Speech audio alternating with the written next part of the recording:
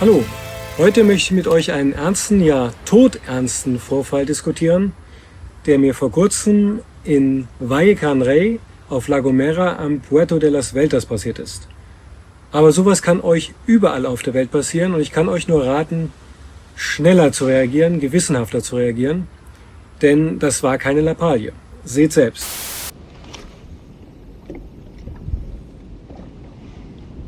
Mit einem zufälligen Bekannten hatte ich mir ein Tandem-Kajak mit Elektromotor ausgeliehen. Den Kontakt zum Vermieter kann ich euch gerne per E-Mail-Anfrage vermitteln.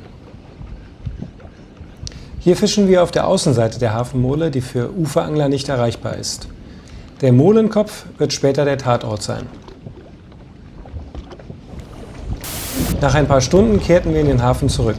Als Uferangler hasse ich es, wenn Schnorchler, Taucher, Boot- oder Kajakfahrer dicht an mir vorbeifahren und mich beim Angeln behindern. Daher hielt ich einen großen Abstand zum Molenkopf. Wir waren klar akustisch und optisch erkennbar.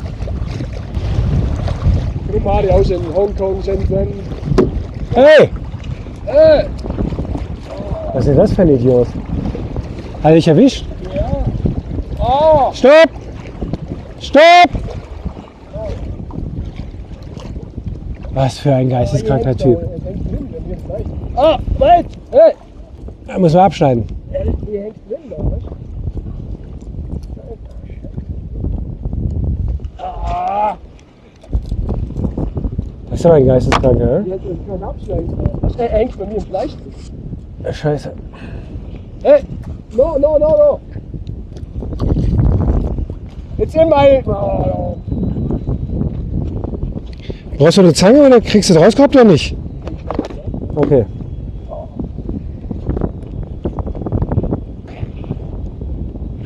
Ja, hängst in meinem Fuß drin, du Aff, du. Ja? Er hängt in meinem... Ja, wie kann man denn so geisteskrank sein, ey? Der Haken hängt in meinem Fuß drin, im Fleisch.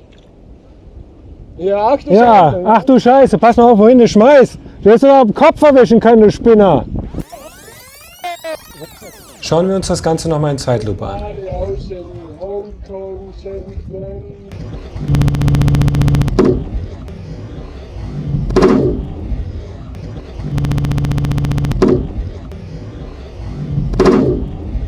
Hey! Mir war sofort klar, dass ein schwerer Metalljig unser Kajak getroffen hatte. Was ist das für ein Idiot? Eine grüne, achtfach geflochtene Schnur, eine Suffix oder eine Diver.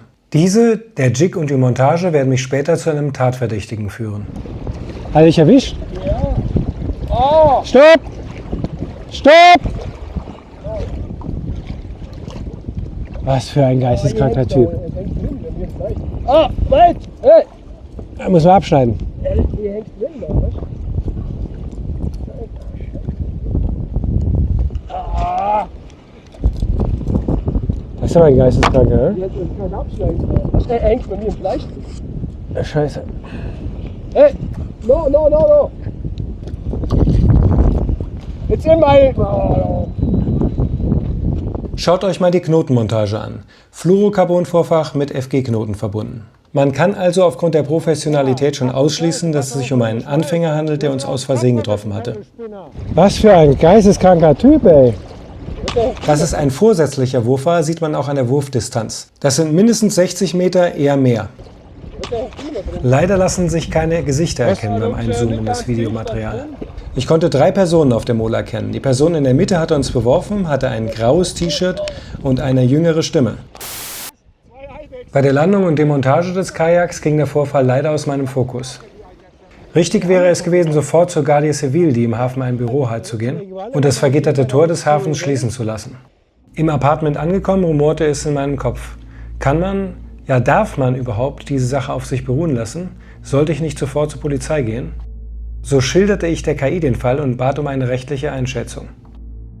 Hier seht ihr den Dialog mit ChatGPT. Nach der genauen Durchsicht des Videos und aller Punkte kann man wohl davon ausgehen, dass es sich um vorsätzliche schwere Körperverletzung handelt. Das hätte auch ins Auge gehen können oder noch schlimmer.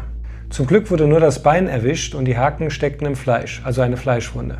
Leider konnte ich den Betroffenen bzw. Getroffenen nicht zum Gang zur Polizei bewegen, aber er schickte mir Bildmaterial der Verletzungen und der Tatwaffe. Ohne dass ich den Jig selbst gesehen hatte, lag ich mit der Schätzung des Gewichts wohl recht gut. Das Ködermodell wird auf der Insel verkauft, auch hier wäre vielleicht eine Identifizierung möglich. Auch an der Montage des Jigs ist erkennbar, dass es kein unfähiger Gelegenheitsangler war. 2 Tage später fiel mir ein junger Angler auf, der hinter der Mauer herumdruckste. Hallo.